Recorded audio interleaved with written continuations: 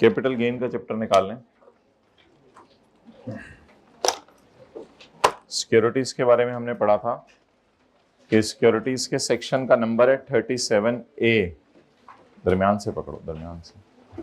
Securities के section का number है 37A। और दूसरी बात हमने ये पढ़ी थी कि सिक्योरिटीज एक सेपरेट ब्लॉक इनकम है। और तीसरी बात हमने ये पढ़ी थी कि ऐसा नहीं है कि इसमें सिर्फ पब्लिक कंपनी के शेयर्स ही आते हैं, इसमें मुदारबा सर्टिफिकेट्स भी आते हैं और पता नहीं क्या क्या बला आता है। तो ये सारी चीज़ें हमने सिक्योरिटीज़ की डेफिनेशन में पढ़ी थी। अभी आप ऐसा करें कि पेज नंबर 5 निकाल लें और इसके ऊपर पॉइंट नंबर 3B पढ़ें।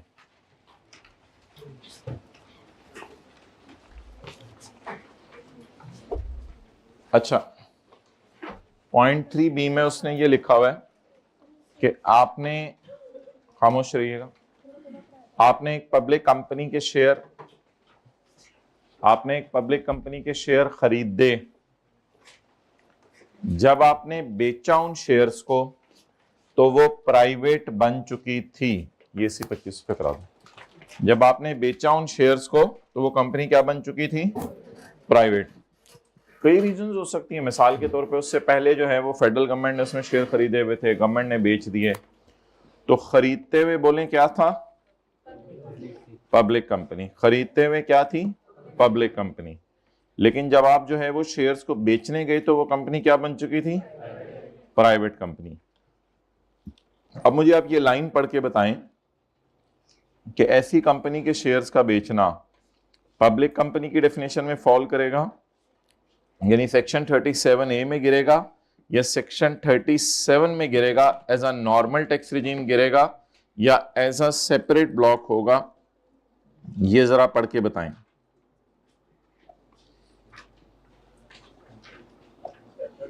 एक्स गलत बात कर दी, बिल्कुल गलत बात कर दी। जो कंपनी पहले क्या थी बोले? पब्लिक, लेकिन बेचते वक्त प्राइवेट है। बेचते वक्त क्या बन गई? प्राइवेट बन गई। तो क्या ऐसी कंपनी का बेचना, ऐसी कंपनी के शेयर्स का बेचना सिक्योरिटीज में फॉल करेगा सेक्शन 37A, या सेक्शन 37 लगेगा? सेक्शन 37 लगेगा। For the purpose of this section, shares of public company shall be considered as a security. Public company के शेयर्स को सिक्योरिटी कहा जाएगा, और कल परसों से हम सिक्योरिटी ही कह रहे हैं इसको। If such company is public at the time of, अगर डिस्पोजल के वक्त भी ये कंपनी बोले क्या है? पब्लिक। और अगर डिस्पोजल के वक्त पब्लिक नहीं रही तो फिर बात खत्म। ठीक है, तो I think it's clear now. चलें आगे। भाई ये चाबी ले जाओ, तो लिख लें छोटा सा। जब कंपनी के शेयर्स बेचें उस वक्त भी कंपनी का पब्लिक होना जरूरी है, वरना गेन लॉस सेक्शन 37 में चला जाएगा। भाई ये मंगवानी थी। जब अभी मुझे अब्दुल्ला से वॉइस नोट मंगवाओ, क्या कह रहा है।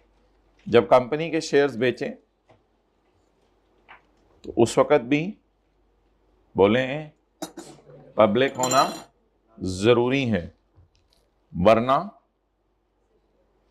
गेन लॉस सेक्शन 37 में चला जाएगा। सेक्शन 37 कौन सा है? नॉर्मल टैक्स रिजीम है या सेपरेट ब्लॉक है? Normal tax regime.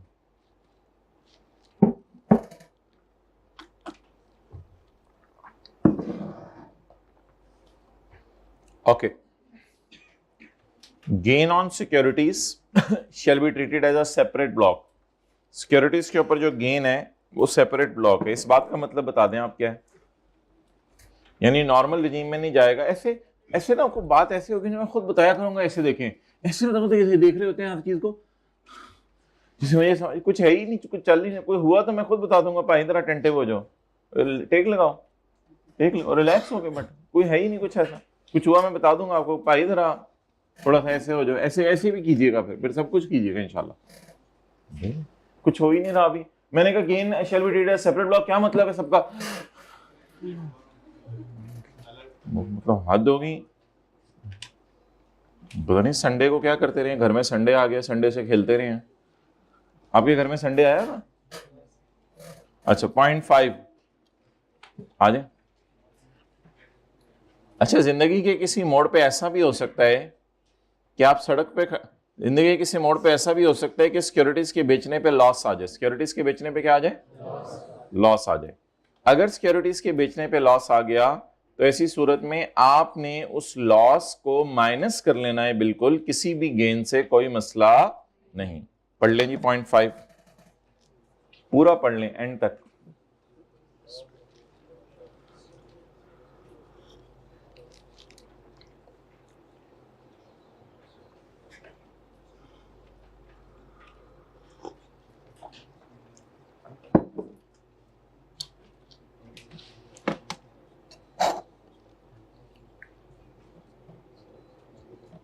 गौतित, अच्छा जी, loss on disposal of securities in current year. अगर सिक्योरिटीज के बेचने पे लॉस आया, मिसाल के तौर पे देखें, आपने कंपनी ए के शेयर्स बेचे, आपको कितना गेन आया? 10,000। कंपनी बी के शेयर्स बेचे, कितना लॉस आया? 12,000। होल्डिंग पीरियड कितना है? 10 महीने। Ignore notional amount, notional amount ignore करो फिलहाल, वो नोशनल अमाउंट नहीं, माइनस की थी 0.5%, उसको कहते हैं छोड़ो जरा। अच्छा, गेन कितना आया? 10,000। लॉस कितना आया? बस में कितनी सीटें थी? 10। सवारियां कितनी आ गई? 12। 2 फुड़क के बार। इन दो का क्या करें? इन दो का क्या करें? इनको मार दें या अगले साल बस आने का इंतजार करें? मेरे ब्रो, मार दें इनको या अगले साल बस। थोड़ा सा इधर होके बैठा करो ना, मुझे मशक्कत होती है आपको देखने में। इन दो को मार दें, बोले ये दोनों मर जाएं या जिंदा रहें? मर जाएं या जिंदा रहें? जिंदा रहें। तो इन दोनों को जिंदा रखें और क्या करें ये जरा बताएं, क्या करें? Loss that has not been set off. कितना लॉस सेट ऑफ नहीं हुआ?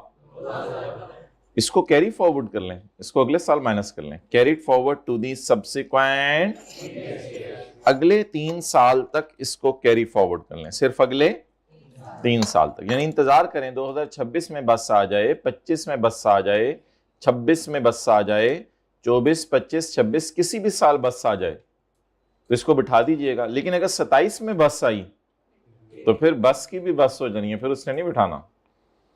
तो from the tax year in which the loss was first computed, जिस साल उससे अगले, however loss can be adjusted only against the gain from disposal of security। तो loss सिर्फ सिक्योरिटी के गेन में से माइनस होगा।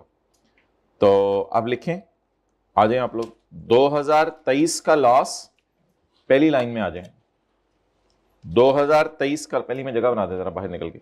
2023 का लॉस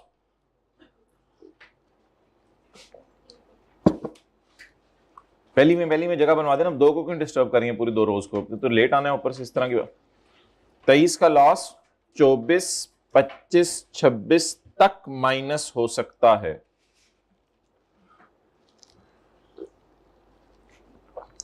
तेईस का लॉस 24, 25, 26 तक माइनस हो सकता है, या उसके बाद भी किसी साल में।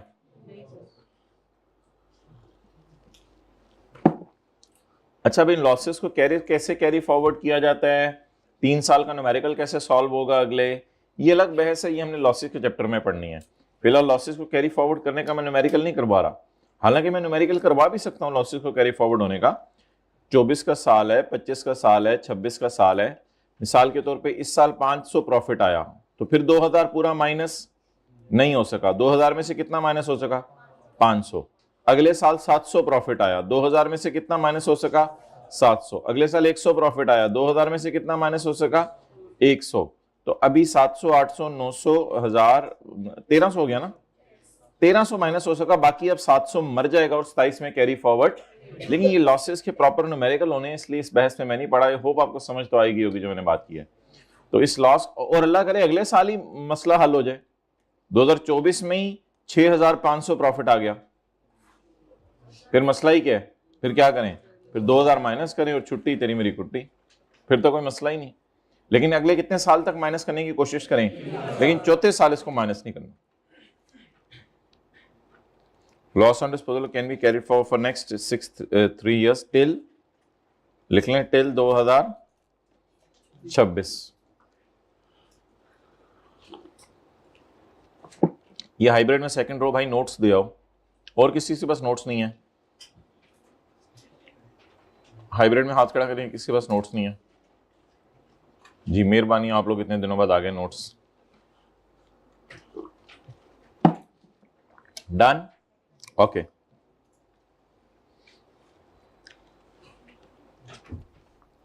दोबारा पढ़ लें। Loss that has not been set off in current year, वो लॉस तो इस साल माइनस नहीं हो सका, इसको कैरी फॉरवर्ड कर लें अगले 3 साल तक, फ्रॉम द ईयर उस साल से आगे in which the loss was first, however loss can be adjusted, ये माइनस कर सकते हैं आप, only against the gain from disposal of, अगले साल भी सिक्योरिटी का गेन आया तो उसमें से माइनस कर सकते हैं, वैसे माइनस करने की इजाजत नहीं है। अगले साल भी सिक्योरिटीज का गेन आएगा तो उसमें से माइनस कर सकते हैं।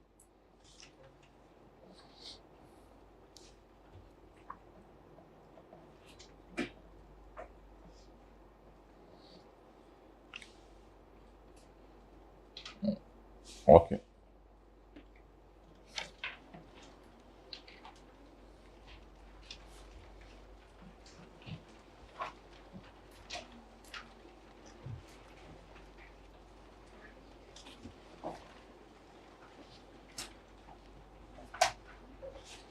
स्टॉक एक्सचेंज और पाकिस्तान की जो नेशनल क्लियरिंग कंपनी है, जल्दी आ जाए हाइब्रिड में, आगे आ जाए बैठ से।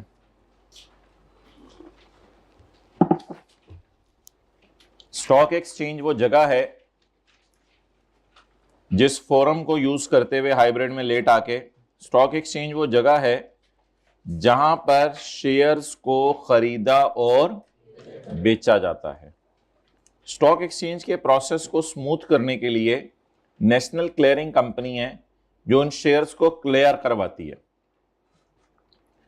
आपके पास अगर पब्लिक कंपनी के शेयर्स हैं, हाइब्रिड में जो लेट आए हैं जरा इधर देखें पहले 1 मिनट, आपके पास अगर पब्लिक कंपनी के शेयर्स हैं और आप स्टॉक एक्सचेंज के जरिए बेचें और एनसीसीपीएल के जरिए उनको रूट कराएं, यानी स्टॉक एक्सचेंज से बेच के एनसीसीपीएल के जरिए से प्रॉपर क्लियर करवाएं, ये दोनों इदारे मिलकर शेयर बिकवाते हैं, बस ये समझ लें, आपको एक फोरम प्रोवाइड करते हैं शेयर्स बेचने का। अगर आप इस जरिए से करें शेयर्स का बेचना तो सेक्शन 37A यानी सिक्योरिटीज का सेक्शन लग जाएगा आपका, जो हम पढ़ रहे हैं। लेकिन अगर आपके पास पब्लिक कंपनी के शेयर्स हैं और आपने इस फोरम को यूज नहीं किया और बारों बार शेयर बेच दिए हैं किसी को, इस फोरम को यूज किए बगैर बाईपास करके किसी और तरीके से शेयर बेच दिए हैं, तो फिर याद रखिएगा ये गेन ना कभी भी सेक्शन 37A में नहीं जाएगा। फिर इस पे कौन सा सेक्शन लगेगा? सेक्शन 30, वो फिर जरा भयानक सेक्शन है, उसमें टेबल 1, 2 लगता है, उसमें टैक्स रेट भी बड़े हैवी हैं, क्योंकि सेक्शन 37A में ये रिलैक्सेशन है कि टैक्स रेट बहुत कम है, मैक्सिमम रेट 15% है शायद, तो इसलिए वो रिलैक्सेशन है। तो सेक्शन 37 लगने लगा अब कुछ गड़बड़ लोगों पे, सेक्शन 37 लगने लगा। यानी सेक्शन 37 का मतलब क्या होगा बोले? Normal tax. नॉर्मल टैक्स का क्या मतलब होगा?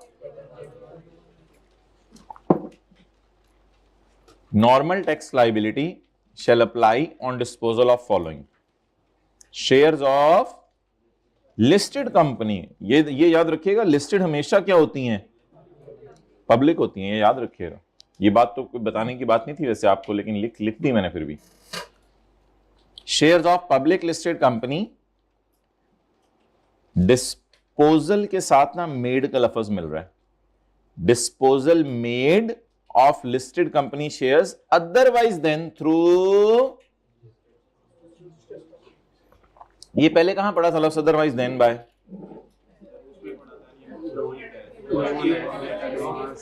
एनटीएन नॉट एनटीएन में इस तरह का लफ्ज पढ़ चुके हैं, यानी otherwise than by का हमें समझ है। otherwise than by अंग्रेजी के लफ्ज का मतलब होता है यानी इसके अलावा अगर आपने ऐसा किया तो if you are selling the shares, if you are selling the shares otherwise than through stock exchange and which are not settled through NCCPL, stock exchange की भी हेल्प नहीं आप ले रहे और एनसीसीपीएल की भी हेल्प नहीं ले रहे, बार बार शेयर्स बेच रहे हैं, तो फिर स्टॉक एक्सचेंज के इल्म में नहीं है बात, फिर आपके अनलकीली कौन सा सेक्शन लग जाएगा? लेकिन वैसे अगर पेपर में सवाल आ जाए जिसमें लिखा हो कि मैंने लिस्टेड कंपनी के शेयर्स बेचे हैं, तो फिर कौन सा सेक्शन लगेगा? वैसे फिर साइलेंट, सवाल साइलेंट होगा, सवाल में कुछ नहीं ऐसा लिखा होगा, फिर तो कौन सा सेक्शन लगेगा? 37A। फिर कोई बात नहीं। जैसे ये सवाल थे, इसमें तो वाजे लिखा हुआ था आपके सवाल में वैसे, और लेकिन सवाल में ना भी लिखा हो तो एज्यूम करेंगे हम अच्छे तरीके से शेयर बिके हैं। इन सवालों में तो लिखा हुआ था disposal is made through stock change and is settled through NCC. पर एक ही सवाल अभी तक हमने किया ना, मिस्टर इब्तिसाम वाला।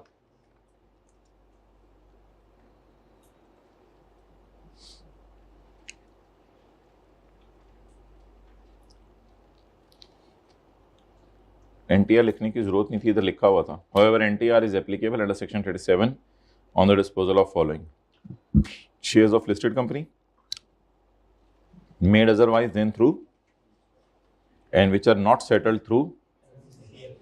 ना आपने NCCPL को इन्वॉल्व किया और ना आपने जो है स्टॉक एक्सचेंज को इन्वॉल्व किया। ओके,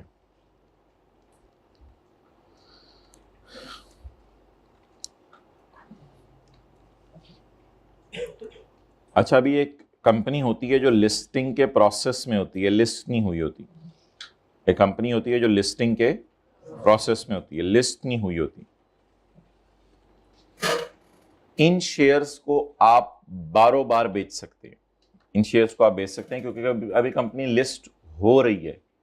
तो कंपनी लिस्ट होते होते ना स्टॉक एक्सचेंज में महीना डेढ़ दो फॉर्मेलिटीज पूरे करते हुए लग जाता है। अब उस महीने डेढ़ दो में कोई शेयर होल्डर था जो उस कंपनी के शेयर से जान छुड़ाना चाह रहा था, उसको अर्जेंट पैसे चाहिए थे, घर में कुछ जरूरत पड़ गई, तो अब उसने कहा स्टॉक एक्सचेंज में लिस्ट होगी है, तो लोगों ने कहा लिस्टिंग में तो महीना डेढ़ लगेगा अभी। तो वो शेयर होल्डर गया, किसी और बंदे को ढूंढा, उसने कहा यार मैं आपको ये शेयर बेचता हूँ। अब स्टॉक एक्सचेंज और NCCPL तो इन्वॉल्व हुए ही नहीं बीच में, क्योंकि अभी तक स्टॉक एक्सचेंज ने इस कंपनी को लिस्ट किया ही नहीं। स्टॉक एक्सचेंज अपनी फॉर्मेलिटीज पूरी कर रही है। इसी दौरान उसने शेयर बेच दिए। अब ऑब्वियसली इधर तो स्टॉक एक्सचेंज वैसे ही इन्वॉल्व नहीं हुई ट्रांजैक्शन में। फिर ऐसी सूरत में ये होगा कि जब स्टॉक एक्सचेंज में वो कंपनी लिस्ट हो जाए तो आप ऐसा करें, NCCPL को अपनी डिटेल मुहैया कर दें। Detail of such disposal is furnished to NCCPL के दफ्तर में जाएं और डिटेल बता दें, भाई ये शेयर से ये मैंने इस तरह क्लियर किए थे लिस्टिंग प्रोसेस के अंदर for computation of capital gain, ताकि वो कैपिटल गेन आपका निकाल सकें, और उसके ऊपर tax there on under section 37A। तो बात वो ये कर रहे हैं सेक्शन 37 लगे। अब जरा बात ऊपर से मिला के पढ़िएगा, अटेंशन चाहिए।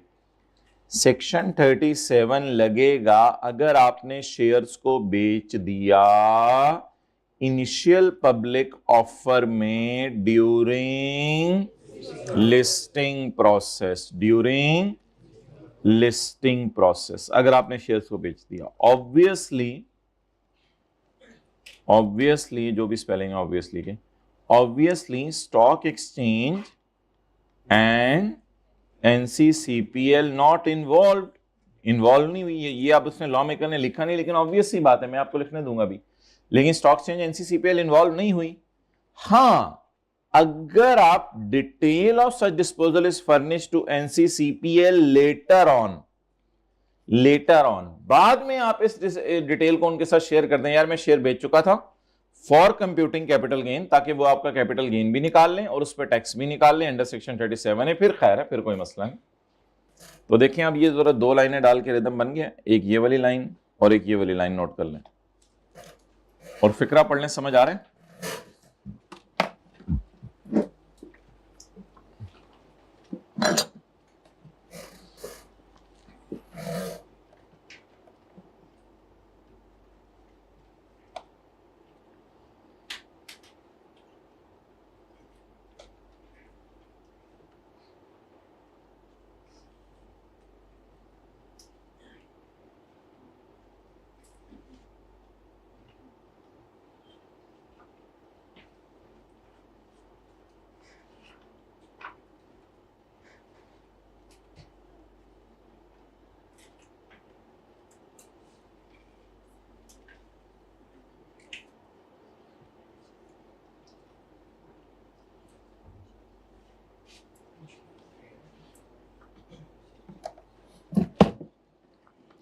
कोई थोड़ा बहुत समझ आया? पिछला तो वादे था ना, नीचे वाला इतना वाजे उसने लिखा नहीं हुआ, ये अल्फाज उल्फूज मिला के अब समझ आ जाना चाहिए।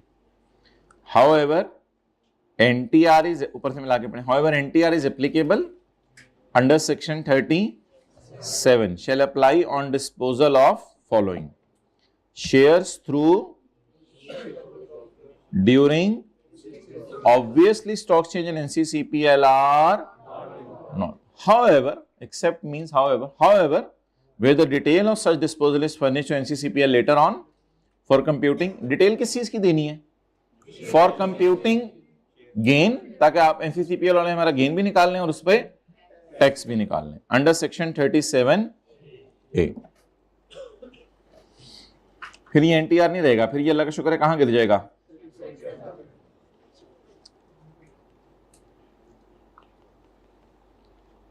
तो स्टॉक एक्सचेंज और NCCPL अगर इन्वॉल्व हैं, ये मैं लिस्टेड की बात कर रहा हूं उन कंपनीज की, और जो लिस्टिंग प्रोसेस में है वो तो अलग कैटेगरी है ना। लिस्टेड में अगर स्टॉक एक्सचेंज और NCCPL इन्वॉल्व हैं तो सेक्शन 37A, और अगर स्टॉक एक्सचेंज और NCCPL इन्वॉल्व नहीं है तो सेक्शन 30, और जो लिस्टिंग प्रोसेस में है, लिस्टिंग प्रोसेस में है, आपने no detail to NCCPL letter आपने कोई डिटेल NCCPL को नहीं दी 37, और अगर detail to NCCPL handed over तो फिर, तो ये असल में 4 बातें यहां लिखी हुई थी। तो ऐसी लाइनें कभी ICAP ने टेस्ट नहीं की, लेकिन अगर ऐसी लाइनें डालेगा सवाल में तो फिर हमें पता होना चाहिए कि ये नॉर्मल रजीम है या सेपरेट ब्लॉक है। मादरत हाइब्रिड में इस तरह ना खड़े रहा करें, अगर आए कोई तो 2 मिनट खड़े होकर खुद बैठ जाया करें। देखें कई दफा मैं नजर ही नहीं मारता 10-10 मिनट क्लास में, आ जाए बैठे बैठे बैठे। भाई जब मैं कहूँ खुद खड़े हुआ करें, वरना फिर बस जब मैं पॉज लूँ खुद ही आके बैठ जाया करें। बस चलती क्लास में जब बात समझाई जा रही हो तो उस वक्त ना बैठा करें आप लोग।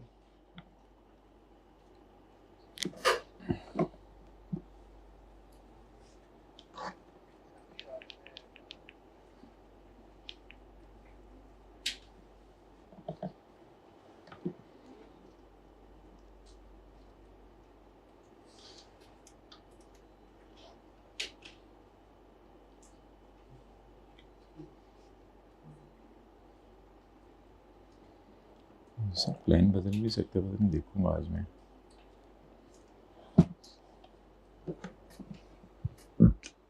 लिस्टेड की कहानी हो रहा है, लिस्टिंग की कहानी हो रहा है। कोई मैसेज आपको भेजा जाए कि पढ़ना शुरू कर दो या पढ़ाई को फर्क पड़ता है इससे या नहीं? फर्क पड़ता है। कितने लोगों को पड़ता है? अच्छा ठीक है।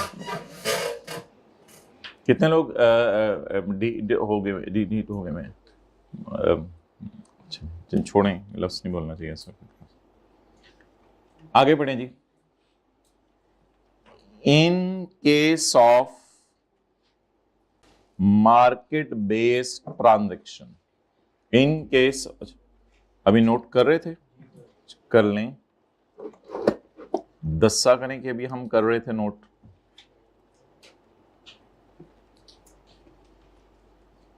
इन case of market based transactions, भाई आप लोगों के कोई सवाल होता है ये आज का लेक्चर, कल का लेक्चर, इसका क्या बनेगा, फलाना क्या है, मैंने छुट्टी कर ली, लेक्चर अपलोड कर दें। अगर इस तरह का एक पैटर्न शुरू हो जाए, सिंपल सी बात है, आपसे ये सोचें कि किसी एक के कहने पे भी ट्यूसडे का लेक्चर अपलोड कर दिया जाए तो 2-3 बंदे तो वेडनेसडे को भी पूरी क्लास में ऑफ होंगे, फिर 2-3 थर्सडे को भी होंगे। बस फिर ये अगर चलता रहे तो फिर तो सारी लेक्चर यूट्यूब के ऊपर जाएंगे और फिर सारी ऑनलाइन टीम यही काम करती रहेगी। और दूसरी बात ये कि आपको कोई मैसेज अगर कर दिया जाए ग्रुप में तो आप पर्सनल चैट में फ़ौरन शुरू हो जाते हैं, ये है वो है। हालांकि कोई इतनी अर्जेंट चीज़ें नहीं है दुनिया में चल रही। आपको जो भी मसला है कल आएँ क्लास के बाद, फ़ौरन मैं अवेलेबल होता हूँ, उधर बैठा होता हूँ, आए और आके बात करें।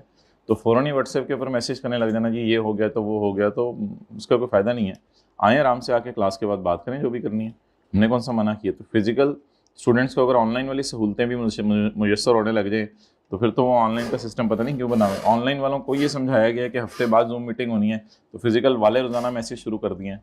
ऑनलाइन वाले नहीं रोज़ाना मैसेज करते, तो फिजिकल वालों ने रोज़ाना शुरू कर दिए हैं। अभी ये हो गया, किसी का ये मसला हो गया, किसी का ये हो गया, क्लास के बाद आ जाया करें। जिंदगी को इतना मोबाइल बेस्ड ना बनाएं, कोई नहीं, इसके बगैर भी हो सकता है, फिजिकली मिल के बातें हो सकती हैं। Okay, in case of a market based transactions, in case of a market based transactions. अच्छा, मार्केट बेस्ड ट्रांजेक्शंस क्या होती हैं? मार्केट बेस्ड ट्रांजेक्शन तो फिजिकल पढ़ें, फिजिकली अपने मसले हल कराएं। व्हाट्सएप ग्रुप सिर्फ आपको कम्युनिकेशन के लिए दिया गया ताकि हम आपको बता दिया करें क्या पढ़ाया आज। फॉर क्लैरिफिकेशन, पहले जरा समझ लें मार्केट बेस्ड ट्रांजेक्शन क्या होती है। Market based transaction refers to a transaction conducted at a, तो पाकिस्तान में स्टॉक एक्सचेंज ही मार्केट है ना, वहीं पे जाके शेयर्स बिकते हैं। तो अगर स्टॉक एक्सचेंज में आप जाके शेयर्स बेच रहे हैं तो that will be called as a market based transaction. और on the platform of NCCPL, NCCPL stock exchange का प्लेटफॉर्म यूज करते हैं जब आप शेयर्स बेच रहे हैं तो दैट इज कॉल्ड एज, बोलें, मार्केट बेस्ड ट्रांजैक्शन। अच्छा, जब कभी मार्केट बेस्ड ट्रांजैक्शन होगी तो मतलब है कि आपने स्टॉक एक्सचेंज एनसीसीपीएल इन्वॉल्व किया है और कुछ भी नहीं है। मार्केट बेस्ड ऐसे अब उसने लफ्ज डाल दिया, ये मार्केट बेस्ड ट्रांजैक्शन है, बस ये वाली जो थी मार्केट बेस्ड ट्रांजैक्शन है। जब कभी मार्केट बेस्ड ट्रांजैक्शन होगी तो ऐसी सूरत में आपको एक खर्चा माइनस करने की इजाजत है। आपको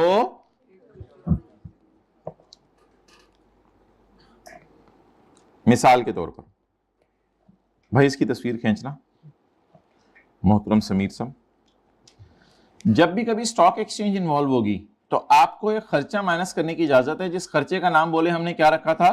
नोशनल एक्सपेंसेस, इमोशनल एक्सपेंसेस नहीं।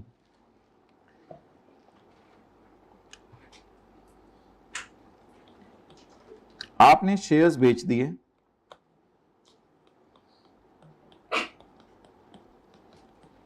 ऑफ पब्लिक लिस्टेड कंपनी, आपने पब्लिक लिस्टेड कंपनी के शेयर्स बेच दिए। आपने खरीदे थे 500 के और आपने बेचे 600 के।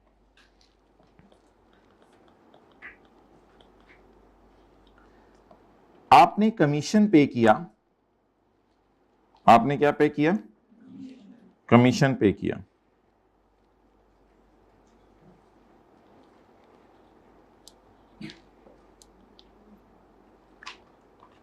₹6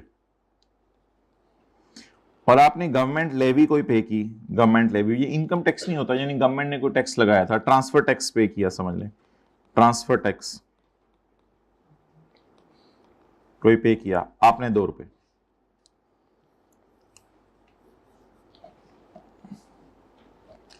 अच्छा जी, अब बड़ी अटेंटिवली बात सुनिएगा। हमने एक सवाल आपको कराया था, जरा ज्यादा टेंशन चाहिए, हाइब्रिड में थर्ड रो पता नहीं कहां देखने। हमने एक सवाल आपको करवाया था जिसमें हमने पेज नंबर 2 पर एक कॉन्सेप्ट दिया था कि माय डियर, अगर आपने शेयर बेचे हैं ₹120 के और खरीदे थे ₹40 के और आपने कमीशन पे किया है एक दफा ₹2 और एक दफा ₹5, तो ये माइनस करने की इजाजत है। तो हमने क्या किया था? 120 minus 40 minus 5 minus 2 is equal to ये। तो देखें, कंसिडरेशन में से कमीशन माइनस करने की और कॉस्ट माइनस करने की इजाजत है, इजाजत है। डन जी, हाइब्रिड वालों समझ आ गई बात? ओके, कोई ऐसे ऐसे मुंह हिला दिया करें। अच्छा जी, तो कंसिडरेशन में से क्या माइनस करने की इजाजत है? कॉस्ट माइनस करने की इजाजत है, एक्चुअल कॉस्ट माइनस करने की इजाजत है। अच्छा,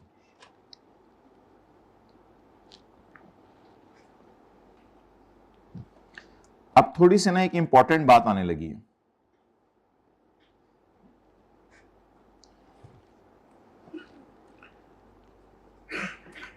रिक्वायर्ड गेन कैलकुलेट करना है। एज्यूमिंग नंबर 1, शेयर्स किसके हैं? Of private company.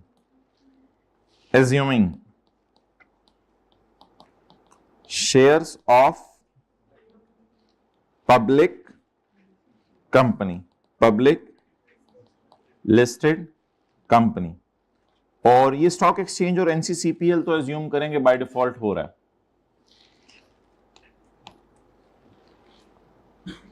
पहले मैं 2 का सॉल्यूशन देता हूं, फिर एक तीसरी बात है वो जरा जहन में रखनी है, हाथ उंगलियां बॉल पॉइंट मुंह में नहीं डालनी, ये पूरी क्लास में पूरे सेशन तक एंड के लिए सुन लें प्लीज, मुझे बार बार मुनासिब नहीं लगता कहना। Number 1, income from capital gain, normal tax regime, consideration cost 500, commission, transfer taxes, gain 92। Done जी, समझ आ गया, कोई मुझसे परेशानी वाली बात नहीं। लेकिन अगर मैं इसको income from capital gain separate block में डालूं, income from capital gain separate block में डालूं, और इसके ऊपर क्या लगाऊं, सेक्शन 37A, क्योंकि ये शेयर्स किसके हैं, पब्लिक कंपनी। डेफिनेशन आपने पढ़ी हुई है प्राइवेट और पब्लिक कंपनी की, तो अ company which is not a public is a private, तो ये प्राइवेट है, तो नीचे वाली पब्लिक है। इसका कैपिटल गेन कैसे निकलेगा, वो बड़े अजीब तरीके से कल हमने निकाला था, 600 माइनस 500 माइनस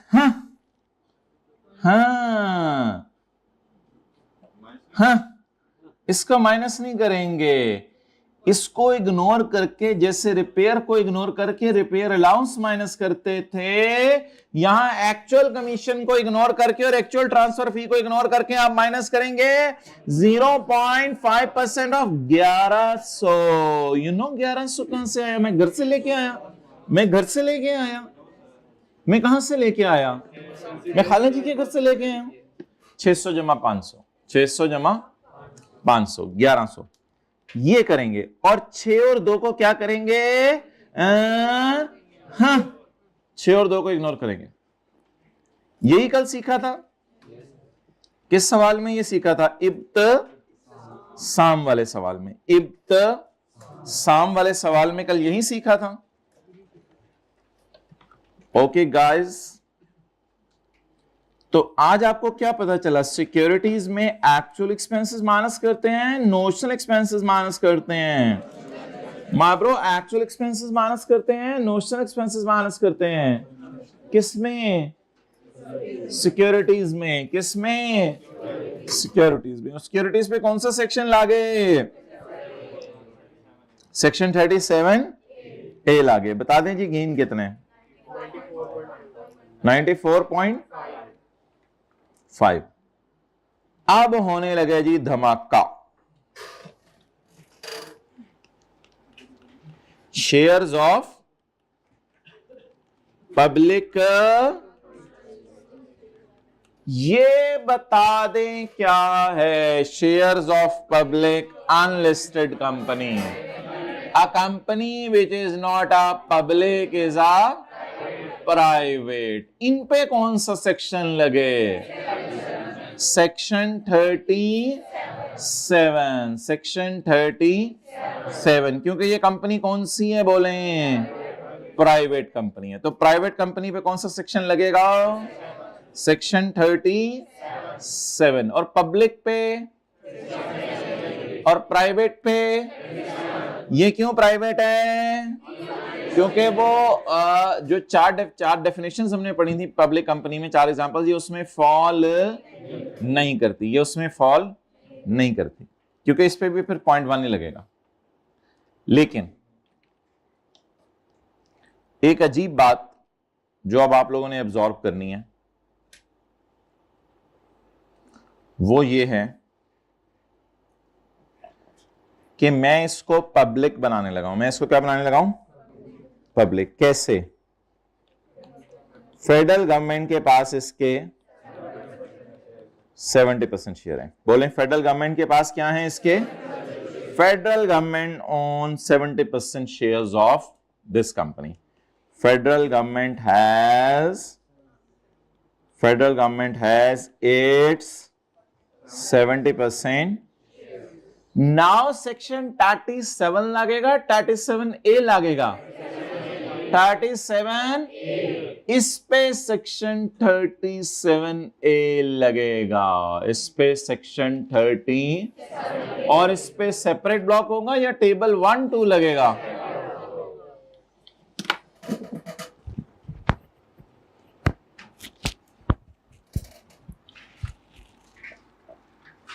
माना कि इस पे सेक्शन 37 नहीं लगेगा, 37A लगेगा, क्योंकि ये पब्लिक कंपनी की डेफिनेशन में फॉल कर रहा है। लेकिन यहाँ पर हम याद रखिएगा नोशनल एक्सपेंसेस माइनस नहीं करेंगे, क्योंकि ये मार्केट बेस्ड ट्रांजैक्शन नहीं है, क्योंकि ये मार्केट बेस्ड ट्रांजैक्शन नहीं है। कंपनी अनलिस्टेड है, स्टॉक एक्सचेंज से रूट नहीं हुए इसके शेयर्स का बेचना, इस वजह से यहाँ हम इसको रखेंगे 37A में, तो गिराएंगे और इस पे रेट भी वही 15% लगेगा, टेबल 1 2 नहीं लगेगा, लेकिन यहाँ नोशनल एक्सपेंसेस माइनस नहीं होंगे। नोशनल एक्सपेंसेस माइनस हुआ करेंगे मार्केट बेस्ड ट्रांजैक्शंस में, और मार्केट बेस्ड ट्रांजैक्शंस होती हैं लिस्टेड कंपनी के शेयर्स। ये अनलिस्टेड हैं, ये मार्केट में बिकेंगे ही नहीं, क्योंकि मार्केट में इसके शेयर्स ट्रेड ही नहीं हो रहे, ये स्टॉक एक्सचेंज पे लिस्ट ही नहीं है, इसलिए इस पे सेक्शन 37A तो लगेगा, लेकिन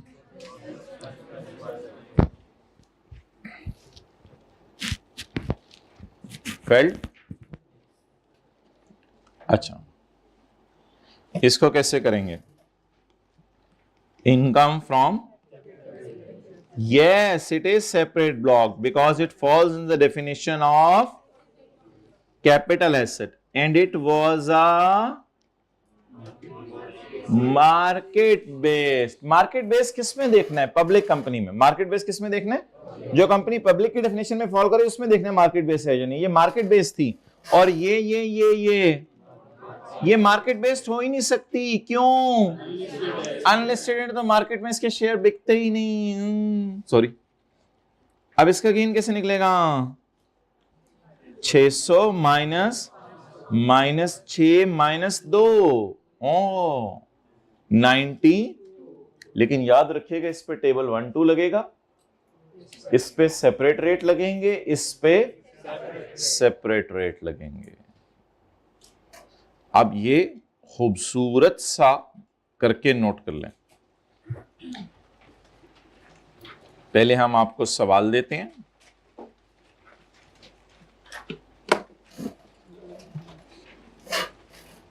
मजा आया? चलें, हाइब्रिड में लेट आने पे मजा आया।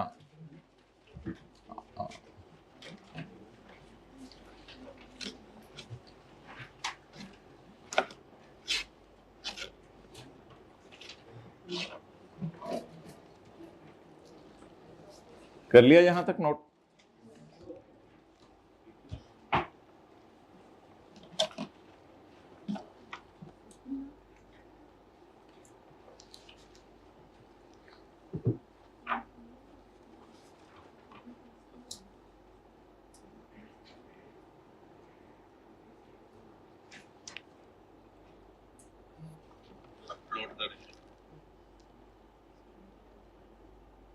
क्या नजर नहीं आ रहा मुझे बताएं? गेन कैलकुलेट करने हैं, ज़्यूमिंग। ठीक है, हमारी अंग्रेजी फारग है, पर इतनी भी फारग नहीं है राइटिंग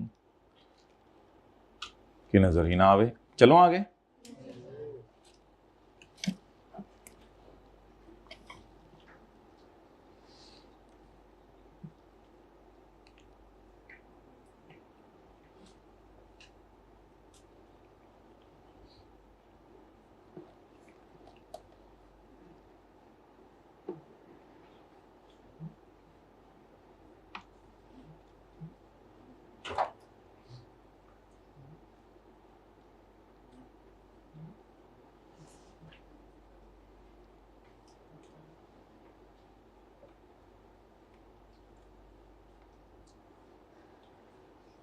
चलें जी आगे।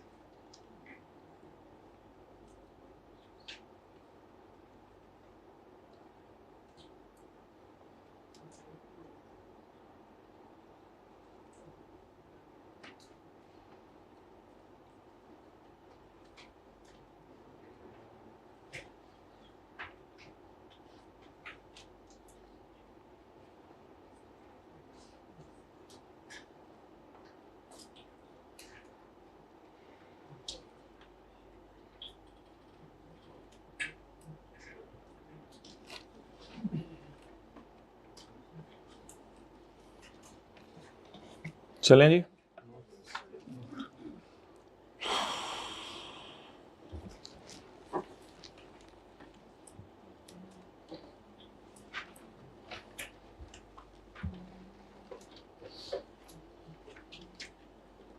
जी हाइब्रिड में हाथ खड़ा करें। नहीं मैंने नहीं करना, इधर इतना टाइम दिया था नोट करने के लिए।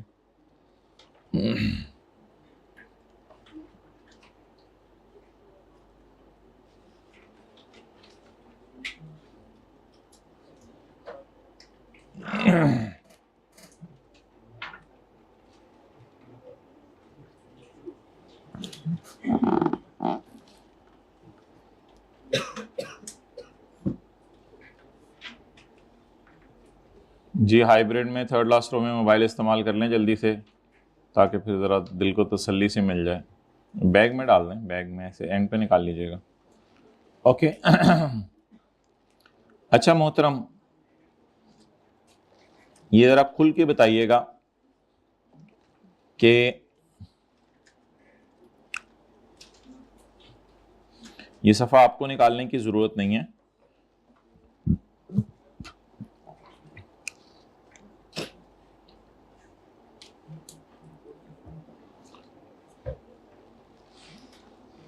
पब्लिक कंपनी के शेयर्स का बेचना कहां फॉल करेगा? सेक्शन 37A में। प्राइवेट कंपनी के शेयर्स का बेचना कहां फॉल करेगा? सेक्शन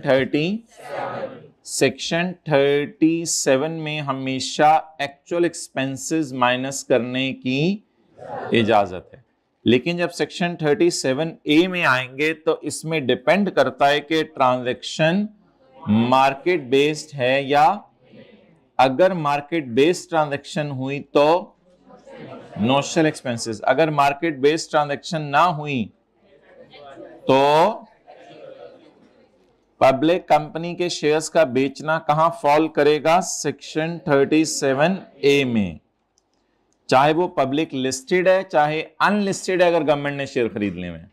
और प्राइवेट कंपनी के शेयर्स कहां फॉल करेंगे? अच्छा जी, तो पस साबित हुआ कि कायदे आजम की अल्लामा इकबाल से मुलाकात हुई थी। अच्छा, शेयर्स ऑफ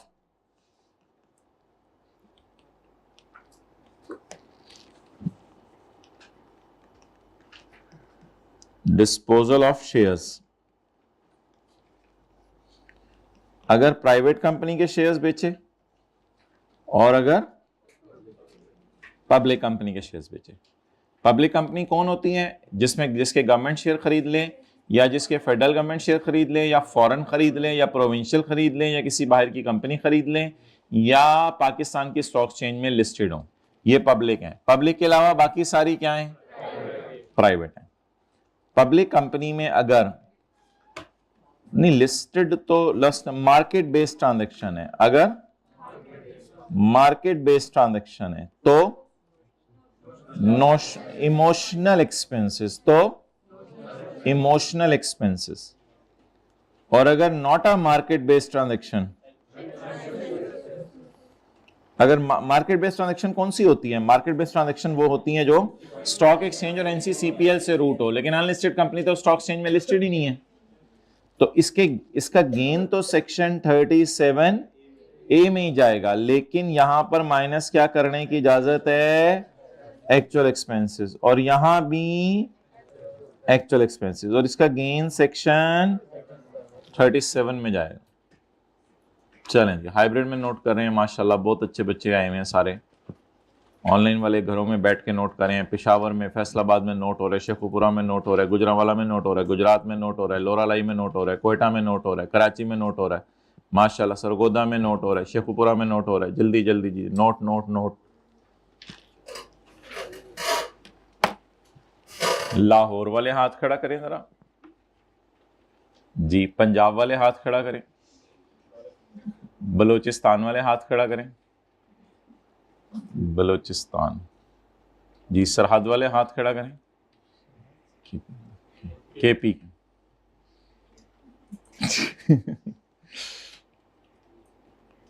कौन सा रह गया सुबह?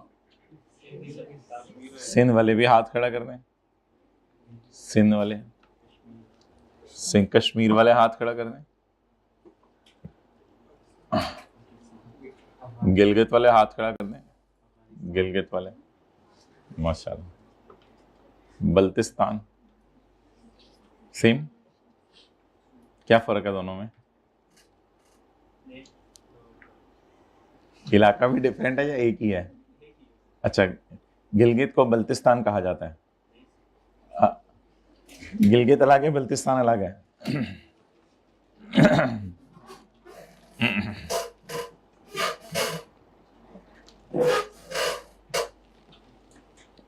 और उससे पहले सकरदू है या बाद में?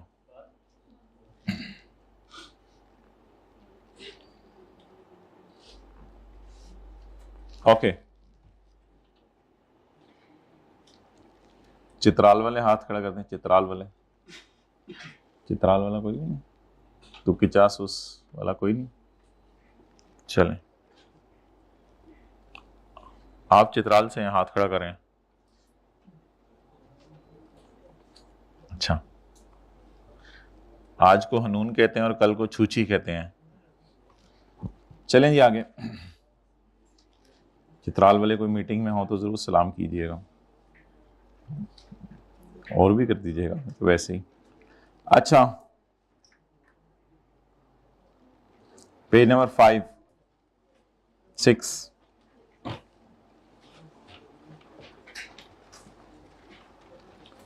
in case of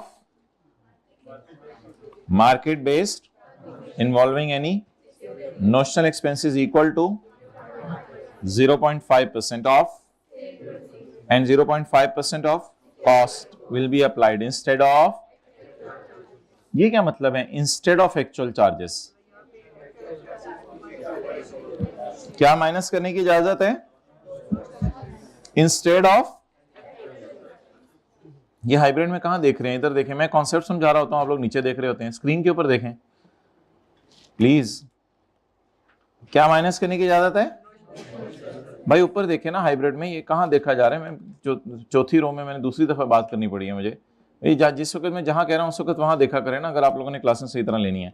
क्या माइनस करने की इजाजत है? बोले, instead of actual charges minus करने की इजाजत नहीं है, बल्कि क्या माइनस करने की इजाजत है? Notional expenses. चलें जी,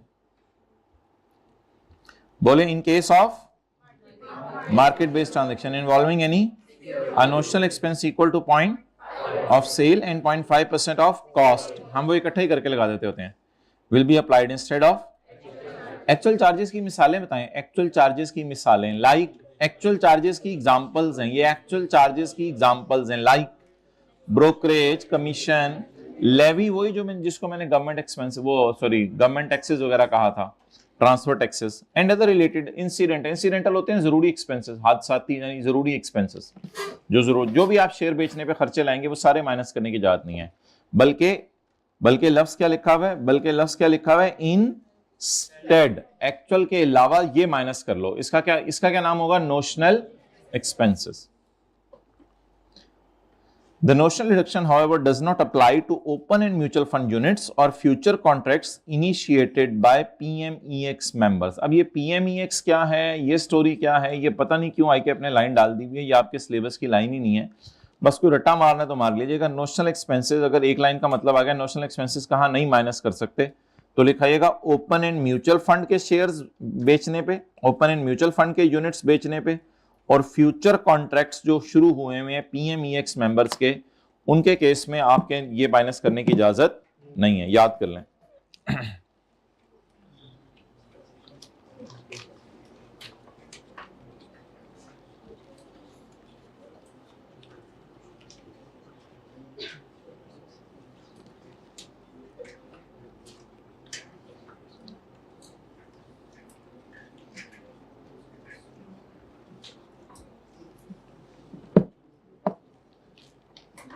चलें जी, this notional reduction however will not be allowed to open in mutual funds or future contracts initiated by PMM का मतलब होता है मर्केंटाइल एक्सचेंज, यानी पाकिस्तान की मर्केंटाइल एक्सचेंज, जहां गुड्स वगैरह, तो ये गुड्स वगैरह बेचना तो हमारे स्कोप में नहीं है, शेयर्स बेचना ही है हमारे स्कोप में, PMEX की तो कोई डिस्कशन ही नहीं है।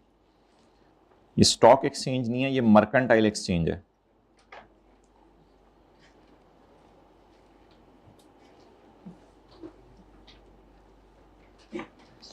अच्छा जी, आ जाए पेज नंबर 7 पे।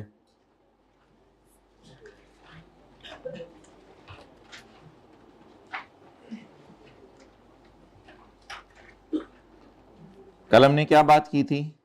कल हमने ये बात की थी कि लिस्टेड कंपनी के शेयर्स हम बेच रहे हैं और ट्रांजैक्शन कहां से रूट हुई है? स्टॉक एक्सचेंज और लिस्टेड कंपनी की वजह से हमने इसको कहां डाला था? सेक्शन 37A में। और स्टॉक एक्सचेंज की वजह से क्या बन गई? Market based transaction. तो इसलिए हमने इसको 37A में डाला था और इसमें क्या माइनस किए थे? Notional expenses. Continuing from the above question, how your answer would differ? अगर मैं बेचूं shares of R&P company is made otherwise than through stock exchange and NCCPL। ओ, ये लिस्टेड हैं, लिस्टिंग प्रोसेस में नहीं है। लिस्टेड के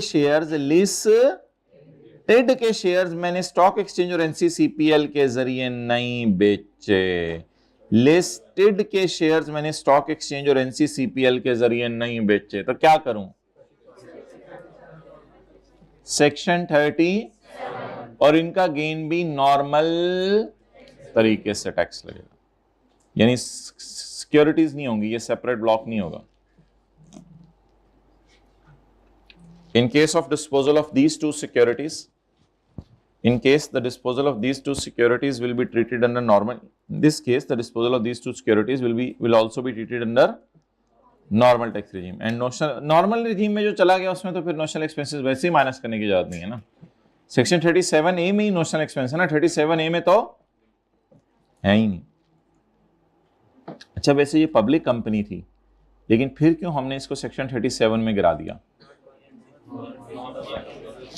हाँ, क्योंकि ये मार्केट बेस्ड ट्रांजैक्शन नहीं है। डन, समझ आ गई बात? ये मार्केट बेस्ड ट्रांजैक्शन नहीं है। ओके,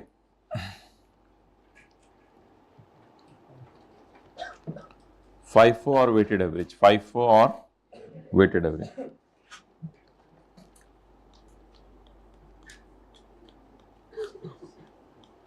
अगर आप शेयर्स को सेम डे पे बेच दें तो एवरेज मेथड लगेगा। अगर shares sold on same date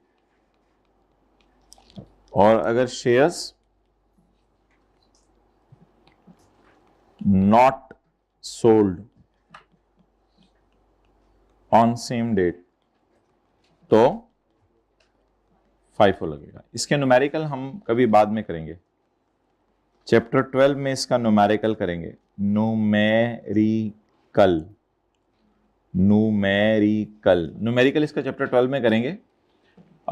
फिलहाल हम इसको बस एज इट इज देख रहे हैं। एक दफा पढ़ लें जरा। Gain on security shall be computed on the basis of FIFO method. However, if shares are sold on the same day, then average method will be applied. तो ये देखेंगे इंशाल्लाह।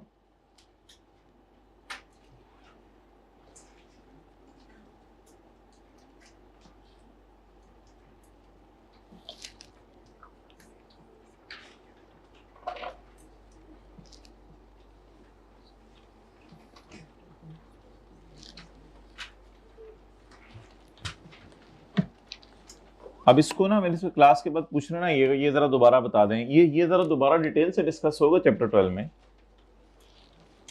Gain on security shall be computed on the basis of FIFO और if shares are sold on same day then average method will apply. अब इस पर discussion करें। ये मेथड आपने पढ़े हुए हैं ना? ठीक है जी। अब आप हजरात जरा तशरीफ लाएं क्वेश्चन नंबर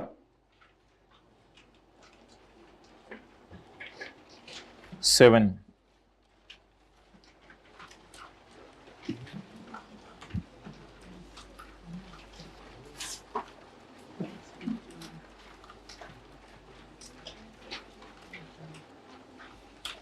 आशिक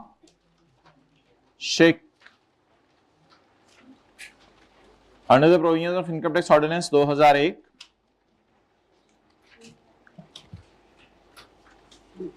सुबह 6 बजे से ही पढ़ना शुरू कर दिया था, हाथ खड़ा करें। रात को नींद पूरी करके 11 से 5 सुबह 6 बजे से पढ़ना शुरू कर दिया था माशाल्लाह। 7 बजे से दोनों पे हाथ खड़े कर डिसाइड कर लो पहले, नहीं ना या 6 या 7, नहीं उससे पहले है तो फिर 6 वाले पे हाथ खड़ा करो। 6 से 7 पढ़ा बस, नहीं वो वाले नहीं, बस 6 बजे पढ़ना शुरू कर दिया था, 7 बजे पढ़ना शुरू कर दिया था, हाथ खड़ा करें, हाइब्रिड वाले हाथ खड़ा करें। 7 बजे पढ़ना शुरू कर दिया, 8 बजे पढ़ना शुरू कर दिया था, 9 बजे, मैं ये नहीं पूछ रहा हर एक से कि किस टाइम उठे हो, 9 बजे पढ़ना शुरू कर दिया था, 10 बजे पढ़ना शुरू कर दिया था, 10 बस इससे आगे नहीं जाना, 10 बजे पढ़ना, 11 बजे पढ़ना शुरू कर दिया था, 12 बजे उठे, 12 बजे पढ़ना शुरू कर दिया था, मुंह धोए बगैर ही पढ़ना शुरू कर दिया, 1 बजे पढ़ना शुरू कर दिया, 1 बजे पढ़ना शुरू कर दिया, मेहरबानी शुक्र है, ठीक है। असर तक बिल्कुल नहीं पढ़ा, किताब को हाथ भी नहीं लगाया असर तक, 1 2 3 हाइब्रिड 4 5 माशाल्लाह, मगरिब तक हाथ नहीं लगाया, मगरिब तक 1 2 3 4 5 6, ईशा तक हाथ नहीं लगाया, ईशा तक हाथ नहीं लगाया, 1 2, अगले दिन फजर तक हाथ नहीं लगाया, पूरा दिन संडे को हाथ नहीं लगाया। खड़े हो जाए दोनों, खड़े हो जाए भाई। अगर अगले दिन पेपर होता तो भी आप ऐसा ही करते, तो ये क्यों नहीं अज्यूम कर सकते थे कि कल पेपर है, और फिर आखिरी दिनों में परेशान होते हैं बच्चे के, यार उन्हें साथ साथ पढ़ा नहीं। तो पढ़ोगे या आइंदा मैं चक्कर लगाऊं आपकी तरफ, चक्कर लगा लूं? अच्छा ठीक है इंशाल्लाह। Under the provisions of income tax ordinance 2001 compute the taxable gain और loss under the correct head of income in each of the following cases. Also identify giving reasons whether the company is public or private.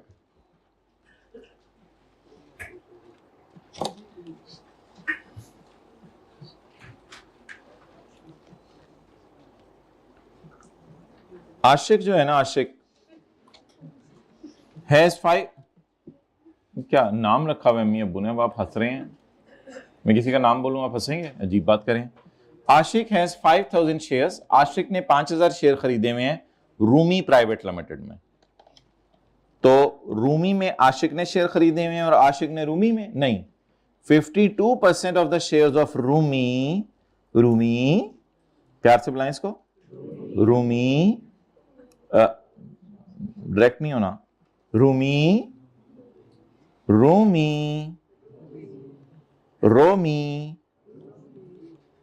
52% shares of Rumi कि किसने खरीदे हुए हैं? Delta प्यार से बोला करें ना दुनिया में, डेल्टा किसने खरीदे हुए हैं? डेल्टा को किसने खरीदा हुआ है? प्यार से बोलें, ब्रिटिश गवर्नमेंट ने। डेल्टा तुम कौन हो? मुझे तो बर्तानिया की गवर्नमेंट ने खरीदा हुआ है। बर्तानिया की कौन थी? अच्छा क्वीन एलिजाबेथ आपके इलाके की थी? अच्छा तो चाचू की बेटी थी, ज्यादा हो गई। तो आशिक हैज 5000 शेयर्स इन रूमी। ये क्या चक्कर है? 5000 शेयर्स आशिक के पास हैं, तो 52% शेयर किसके पास हैं?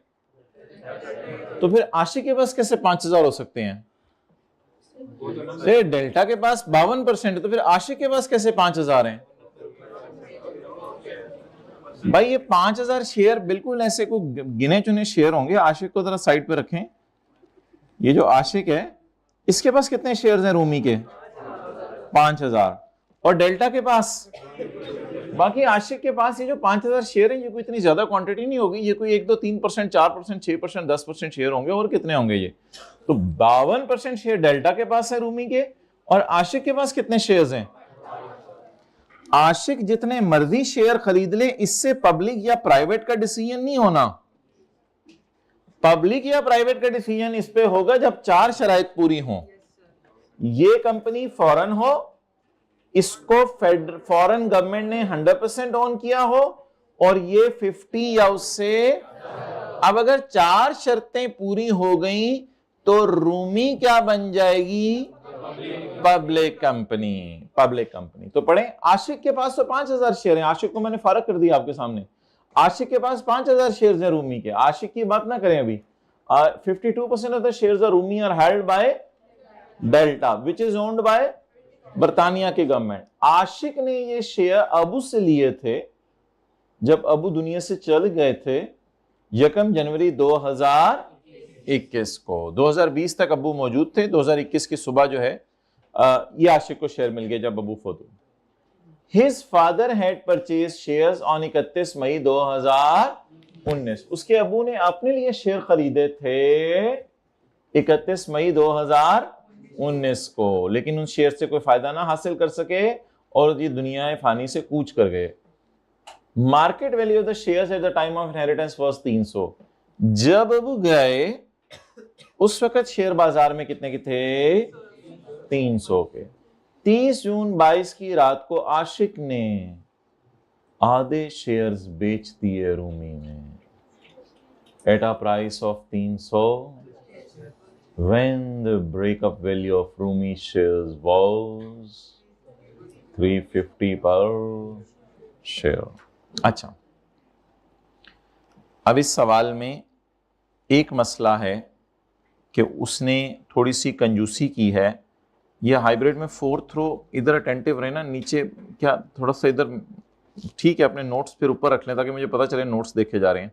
थोड़ा सा इधर, हाँ ठीक है, तो फिर नीचे क्यों देख, तो क्लास इधर हो रही है ना इधर। अच्छा, तो मैं ये कह रहा था कि रूमी प्राइवेट लिमिटेड दिखने में प्राइवेट है नाम में, लेकिन अगर 4 में से किसी एक भी शर्त में पूरी कर गई तो ये क्या बन जाएगी? अगर फेडरल गवर्नमेंट ने इसके शेयर डायरेक्ट खरीद लिए 50%, अगर प्रोविंशियल गवर्नमेंट ने इसके डायरेक्ट शेयर खरीद लिए 50%, अगर फॉरेन गवर्नमेंट ने इसके डायरेक्ट शेयर खरीद लिए 50%, या किसी ऐसी कंपनी ने खरीद लिए जिसको फॉरेन गवर्नमेंट ने खरीदा हुआ था, या ये स्टॉक एक्सचेंज में लिस्टेड हो, तो इन सारे लफ्जों से प्राइवेट के लफ्ज से कोई फर्क नहीं पड़ेगा। हमारी अपनी शराइत है, प्राइवेट वो कंपनी अपने नाम के साथ लगा रही है, उससे कोई फर्क नहीं पड़ता। अच्छा, अब इस सवाल में एक मसला है, वो बताएं, मैं आपको बता रहा था वो मसला क्या मसला है?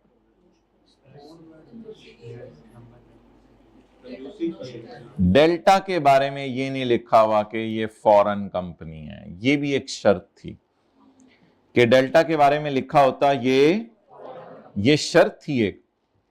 लेकिन भाई ऐसी सूरत में ना अक्सर ये देखा जाता है कि सवाल बनाने वाला चाह क्या रहा है। असल में सवाल बनाने वाला यहां देखें तकरीबन सारा डाटा दे गया है। उसने ये भी बता दिया ये 50 से ऊपर ओन कर रहे हैं, उसने ये भी बता दिया इसको federal government British government own करिए, इससे मतलब 100% ही ओन होगा। उसने ये भी बता दिया कि ये फॉरेन गवर्नमेंट है।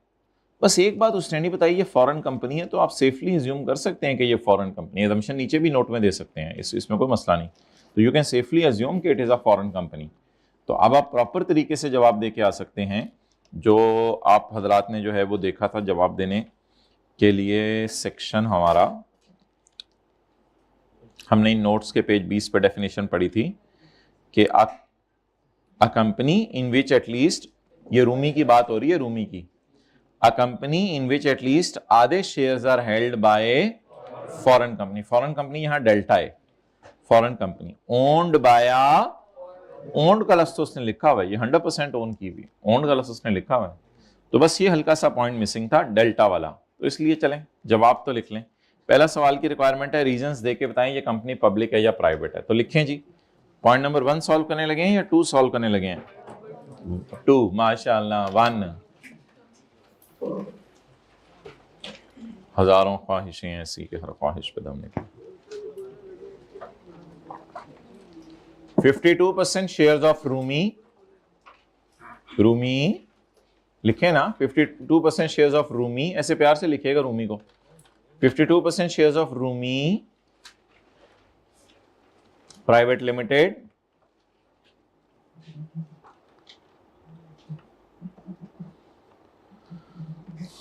are owned by Delta, are owned by Delta, which is owned by which is owned bye, delta को किसने ओन किया हुआ है? विच is owned bye foreign government, that is British government, which is owned bye foreign government, that is British government,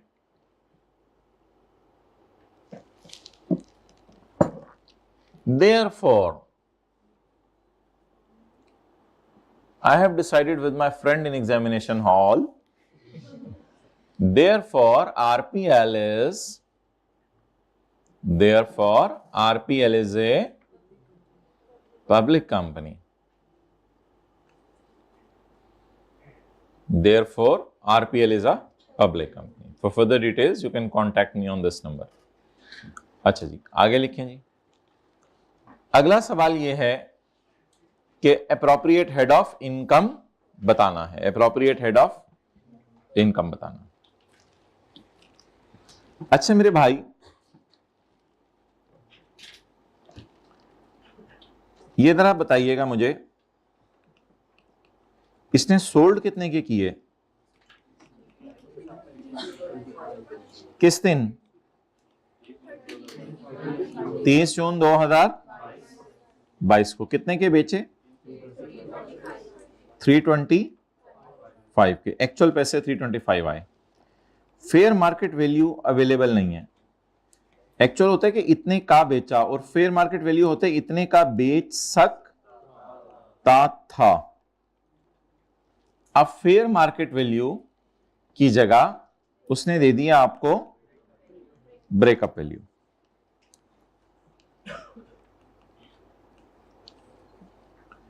fair market की जगह उसने दे दिया breakup value. जी, breakup value कितनी है? 350 पे दोबारा आने आप लोगों ने। अच्छा सॉरी, 350 और एक्चुअल 325। अच्छा, अबू कब दुनिया से गया है? 31 जनवरी को। मेरे ख्याल से यकम जनवरी को गए हैं। 31 जनवरी, यकम जनवरी को गए हैं। 2021 में अबू चले गए, तो इसको क्या हो गए? इनहेरिटेंस में मिल गए शेयर्स। ठीक है जी। उस वक्त इनकी फेयर मार्केट वैल्यू क्या थी? मैं देख लेता हूं, जी माय डियर, ठीक है, आप सही बता रहे थे। 300 जो नहीं बोल रहे थे, मैं उनको बोल रहा था 300। अच्छा जी, आगे चलें भाई। अबू ने अपने लिए कितने के खरीदे थे? अबू ने किस दिन खरीदे थे अपने लिए? 31 मई 2019। 31 मई 2019 को अम्मी ने कहा था कि आपका क्या पता आप कब इस दुनिया से चले जाएं, तो जाने से पहले कुछ खरीद के जाएं। तो ये खरीदने चले गए 31 में 19 को, और काफी अर्से बाद अम्मी की बात सच निकल आई। कॉस्ट टू अबू, कॉस्ट टू अबू या कॉस्ट टू आशिक? आशिक का बाप अबू, बोले ना 250। अच्छा,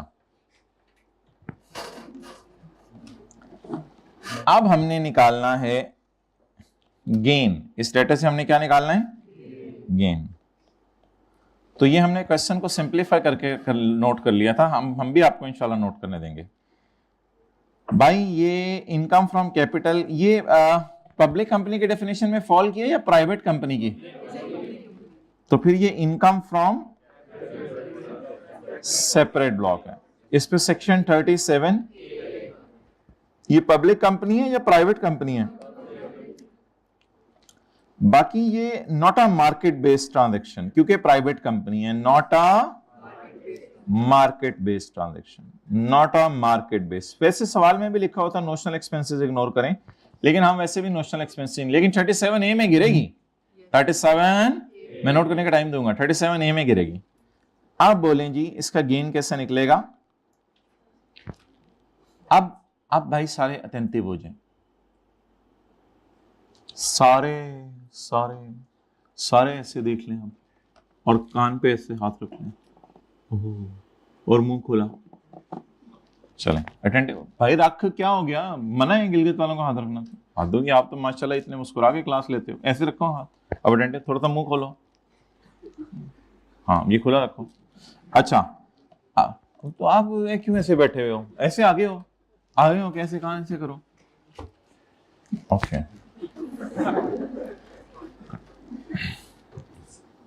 अब इन चारों में से हमने कोई दो फिगरें ले, नहीं आया आज?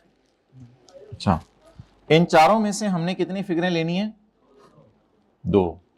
अच्छा, ये जो कंपनीज होती हैं ना, जो प्राइवेट होती हैं या पब्लिक अनलिस्टेड होती हैं, इनके शेयर्स बाजार में बिक नहीं रहे होते, इसलिए इन शेयर्स की बाजार की फेयर वैल्यू गिवन नहीं होती कि इतने का आप बेच के आए 325 का। और आपको अक्सर पता है कि आप लोग चीज के बेच के आते हैं, थोड़ी देर बाद कोई कहता है 350 की, तो मैं तुझे बिकवा देता। ये होता रहता है ना, होता रहता है। मोबाइल तो आप लोग बेचते ही रहते हैं। तो 325 की चीज आप बेच के आते हैं, थोड़ी देर बाद कहता है यार मार्केट में तो 350 की निकल जानी थी, तो आता सही मेरे पास। तो अब माय डियर, ये कितने की बेच के आया बेचारा आशिक, लेकिन मार्केट में कितने की बिक सकता था? 300। जो कंपनीज प्राइवेट होती हैं या मार्केट में उनके शेयर्स नहीं बिक रहे होते, उनके शेयर्स को एक दूसरे को लोग बेचते हैं, तो इनकी फेयर वैल्यू नहीं दी होती। फेयर वैल्यू की जगह क्या दी होगी? ब्रेकअप वैल्यू का मतलब ये होता है अगर आज कंपनी खत्म हो तो ये शेयर बाजार में कितने का बिकेगा। It is sort of fair value, इसलिए मैंने आगे फेयर वैल्यू लिख दिया। तो फेयर वैल्यू की जगह क्या दिया होता है इनमें? तो आपने अगर ऐसे काट के नहीं लिखना तो ऐसे भी लिख सकते हैं कि ये फेयर मार्केट वैल्यू की जगह क्या दी होगी? बोले ब्रेकअप वैल्यू। अब प्रॉपर्टी के चैप्टर में पढ़ा था कि अगर आपने घर किराए पे चढ़ाया 325 में और घर किराए पे चढ़ सकते हैं 350 पे, तो दोनों में से क्या लेंगे? यही वाला रूल कैपिटल गेन के चैप्टर में भी लगेगा, लेकिन ये कहीं और किसी और सेक्शन में लिखा हुआ है। वो सेक्शन अभी हमने आपको पढ़ाया नहीं। वो सेक्शन असल में बिजनेस के चैप्टर में डाला हुआ है, क्योंकि वो सारे एसेट्स के लिए रूल है। वो एसेट चाहे शेयर्स हों चाहे बिजनेस के एसेट्स हों, वो बिजनेस के चैप्टर में जाके पढ़ेंगे बात। लेकिन प्रॉपर्टी से मिलती जुलती बात है, वो सुन लें। शेयर्स में भी यही रूल है, बेचे कितने के? बेच कितने के सकता था? 350 के। What is consideration now? Ignore कर दें 325 को। What is consideration now? Higher. Higher of what and what? तो इसलिए 325 और उसमें से मैंने ले लिया consideration. Now what is next? Cost. Cost में दो राय हैं। एक राय तो यह है कि आप अबू वाली कॉस्ट ले लें, 250 रुपया, और ये कि एज्यूम करें इसने 300 का खरीदा है, तो उसमें लॉ मेकर ने कहा अजम्पशन लेने की जरूरत नहीं है, अबू वाली कॉस्ट ले लें।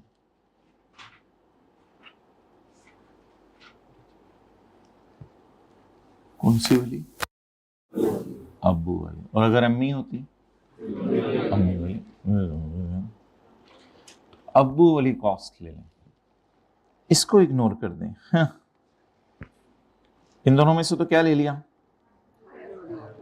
इन दोनों में से क्या ले लिया? और किसकी कॉस्ट इग्नोर, किसकी जिस दिन मिले थे उस दिन की फेयर वैल्यू इग्नोर कर दें। अबू वाली कॉस्ट बताएं। 250। आज जवाब दे दें 100 का गेन आया, लेकिन टोटल गेन कितना निकलेगा? टोटल गेन कितना निकलेगा? 2500 शेयर, 2500 शेयर बेचे हैं ना, 2500 शेयर पे 100 रुपया गेन।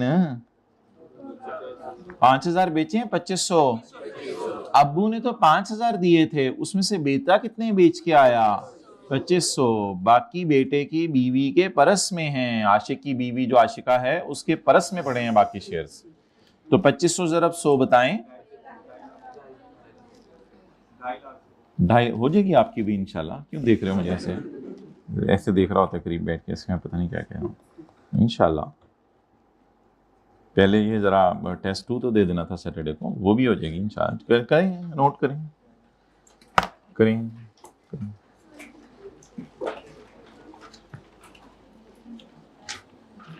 जी नहीं नहीं नहीं नहीं नहीं, प्राइवेट और पब्लिक कंपनी की डेफिनेशन पे जाएं तो ये पब्लिक कंपनी है जिसकी वजह से इसका गेन सिक्योरिटीज में फॉल करेगा, लेकिन कंपनी लॉ की नजर में तो ये प्राइवेट है और प्राइवेट कंपनी के शेयर्स बाजार में बिकते नहीं, ये मैंने कहा है। कंपनी लॉ की नजर में प्राइवेट है और प्राइवेट कंपनी के शेयर बाजार में बिकते नहीं, ये दुनिया की हकीकत है, लेकिन हमारे लॉ की नजर में हमने इसको जबरदस्ती क्या करार दे दिया, हालांकि वो है नहीं पब्लिक।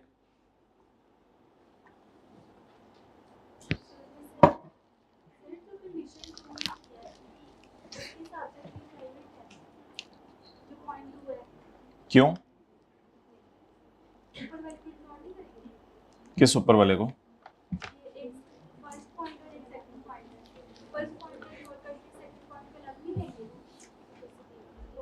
पब्लिक कंपनी कौन सी होती है? जिसके या फेडरल गवर्नमेंट 50 से उससे ऊपर ले ले, या फेडरल गवर्नमेंट नहीं, या फेडरल गवर्नमेंट 50 से उससे ऊपर ले वो भी पब्लिक है, या प्रोविंशियल गवर्नमेंट 50 से उससे ऊपर ले वो भी पब्लिक है, या फॉरेन गवर्नमेंट 50 से उससे ऊपर ले वो भी पब्लिक है, या कोई फॉरेन कंपनी जिसको फॉरेन गवर्नमेंट ने ओन किया हुआ है वो 50 से उससे ऊपर ले ले वो भी पब्लिक है। अब बता दें ये सारे पॉइंट्स में पब्लिक बनना जरूरी है, किसी एक पॉइंट में भी पब्लिक बन गए तो कौन से पॉइंट में ये पकड़ी गई? डेल्टा को ब्रिटिश गवर्नमेंट ने ओन किया हुआ था और डेल्टा ने इसको ओन किया हुआ था, इस पॉइंट में आके फंसी, इस वजह से कंपनी क्या बन गई? पब्लिक। अब सवाल पूछें। सेकंड पॉइंट किसका? पब्लिक कंपनी की डेफिनेशन का। हाँ जी, सेकंड पॉइंट तो अगला सवाल है, वो फिर इंशाल्लाह कल करेंगे टाइम निकाल के। हम तो अभी पहला सवाल करें ना 1 वाला, वो तो इंशाल्लाह कल करेंगे उसको।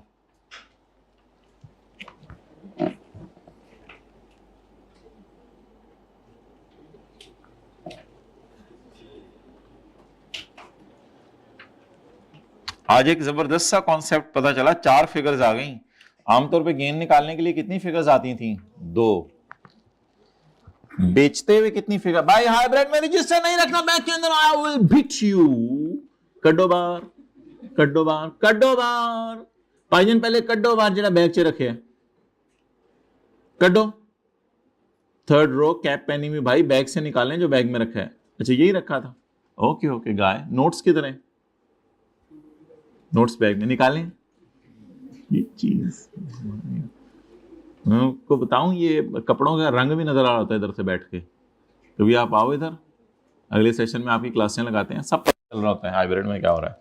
अच्छा अब मैं डियर मुझे ये बताएं कि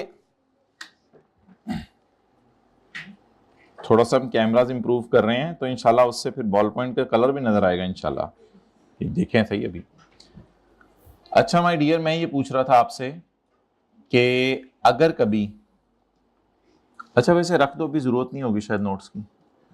अच्छा मैं ये आपसे पूछ रहा था, अगर कभी सवाल में 4 फिगर्स आए तो 4 फिगर्स में से कौन कौन सी फिगर यूज करनी है? बेचते नहीं रखने, बेचते हुए जो है वो दोनों में से कौन सी फिगर यूज करनी है? हायर। इसके अब्बू ने मोबाइल ना देखें, मोबाइल क्लास हो रही है। इसके अब्बू ने अपने लिए कितने के लिए थे? 250 के। जिस वक्त इसके अब्बू फोत हुए तो बाजार में कितने के बिक सकते थे? लेकिन इसने बेचे नहीं, इसने वेट किया। फिर अब्बू को फोत हुए जब 1.5 साल गुजर गया तो इसने अम्मी को जाके कहा कि वो जो अब्बू ने खरीदे हुए थे बेच दूं? बेटा चल जा बेचा। तो फिर अम्मी ने भी इजाजत दे दी, अब्बू की खरीदी हुई चीजें बेच दो, कोई मसला नहीं।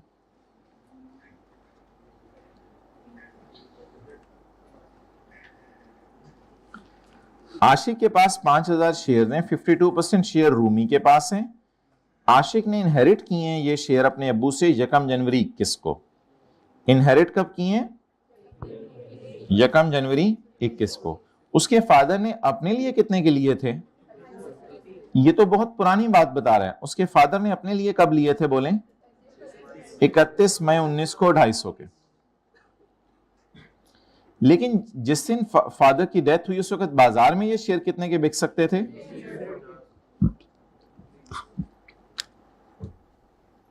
अब्बू के मरने के एग्जैक्ट 18वें महीने के एंड पे आशिक बाजार गया और 2500 शेयर, आधे शेयर उसमें से बेचा है 325 के। वैसे बाजार में निकल सकते थे 350 के, लेकिन आशिक को पागल बनाया, लोगों ने और आशिक कितने के शेयर बेच के आ गया? अब 325 लेने हैं कंसिडरेशन या 325 और 350 में से हायर। और कॉस्ट किसको लेना है? अब्बू के हाथ वाली या जिस दिन आशिक को मिले? अब्बू के हाथ वाली। ओके, अगला सवाल था करेक्ट हेड में गेन निकालें, वो हमने निकाल के दे दिया। करेक्ट हेड में गेन, ये लिख के नहीं आना पेपर में, not a market based transaction. अब सवाल कह रहा है कि सवाल की कहानी बदल दो, सवाल की कहानी बदल दो।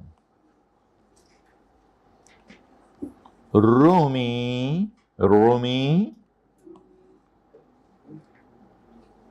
What would be your answer in one above? ऊपर वाले वन में आपका आंसर क्या होगा?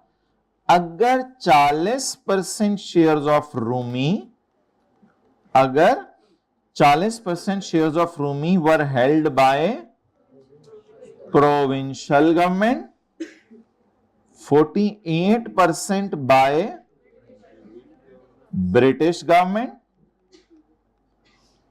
and 12% by mango people, and 12% by mango people, आम लोग, इंडिविजुअल इन्वेस्टर्स, आम लोग।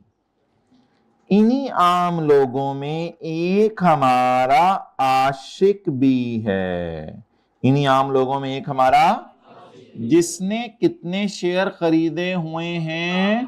5000 शेयर हो सकते हैं 2, 3, 4% हो। इंडिविजुअल इन्वेस्टर्स में एक इन्वेस्टर का नाम आशिक है, उसके पास 5000 शेयर हैं। ये 5000 शेयर मुझे नहीं पता 2% है, 3% है, 4% है, कुछ ना कुछ होंगे, लेकिन इस बेस पे डिसाइड नहीं होना कि रूमी कौन है। इस बेस पे डिसाइड नहीं होना रूमी से हम 3 सवाल पूछेंगे। पहला सवाल, क्या फेडरल गवर्नमेंट ने तेरे 50 या उससे ऊपर शेयर ओन किए हुए? बोले नो, बोलते हैं नो। क्या प्रोविंशियल गवर्नमेंट ने इसके 50 या उससे ऊपर शेयर ओन किए हुए? बोले नो। क्या फॉरेन गवर्नमेंट ने इसके 50 या उससे ऊपर शेयर ओन किए हुए? नो। क्या रूमी के किसी ने शेयर खरीदे हुए हैं और उसको फॉरेन गवर्नमेंट ने? क्या रूमी स्टॉक एक्सचेंज में लिस्टेड है या इसका नाम ही प्राइवेट है? तो क्या ये स्टॉक एक्सचेंज में लिस्टेड है? नो। तो जब इतने सारे नो नो नो, एक पंजाबी वाली नो भी होती है, अल्लाह इंशाल्लाह आपके घर वालों को देंगे। तो जब इतने सारे नो नो नो नो इकट्ठे हो गए तो company is a private company. लिखें जी, ब्रिटिश गवर्नमेंट और provincial government is not owning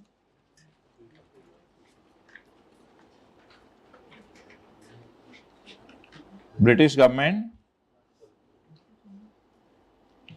or provincial government is not owning 50% or more shares, 50% or more shares of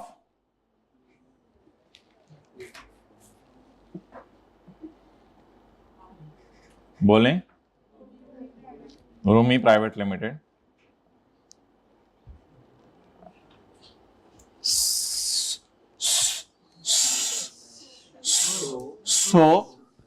So Rumi is a private company.